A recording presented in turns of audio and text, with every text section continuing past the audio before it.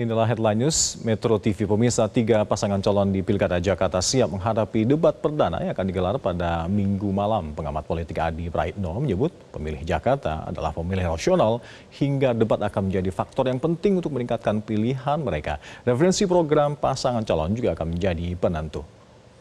Pemilih Jakarta yang saya kira memang rata-rata kelas menengah ke atas, baik dari segi pendidikan dan ekonomi.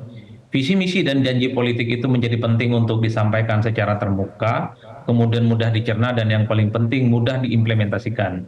Karena tanpa itu semua ya saya kira calon gubernur agak sulit sebenarnya untuk mendapatkan sejumlah pemilih dan kelompok-kelompok kritis yang saya kira preferensi dan pilihan politik mereka itu berbasiskan nasionalitas dibandingkan dengan preferensi-preferensi yang lain. Itu yang pertama, Mas. Yang kedua, saya masih ingat betul ya, kenapa misalnya dulu Jokowi terpilih sebagai gubernur tahun 2012 ataupun Anies misalnya, terlepas dari segala kontroversi terkait dengan isu SYARA 2017.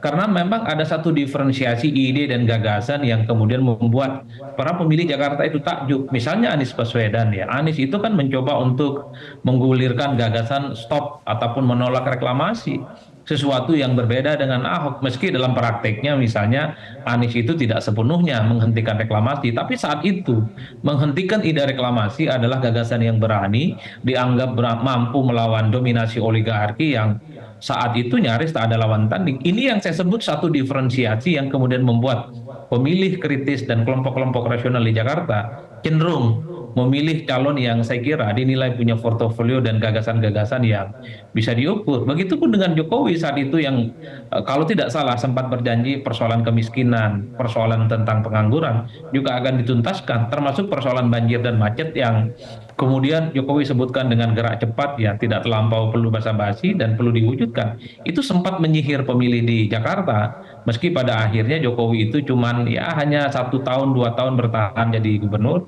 dan memilih bertanding dalam kontes Pilpres saat itu di 2014 ya. Oleh karena itu ya tentu kita ingin melihat besok apakah akan ada diferensiasi politik yang coba untuk disampaikan oleh masing-masing paslon. Karena tanpa itu semua ya saya kira memang akan menjadi hambar perdebatan politiknya. Jelajahi cara baru mendapatkan informasi. Download Metro TV Extend sekarang.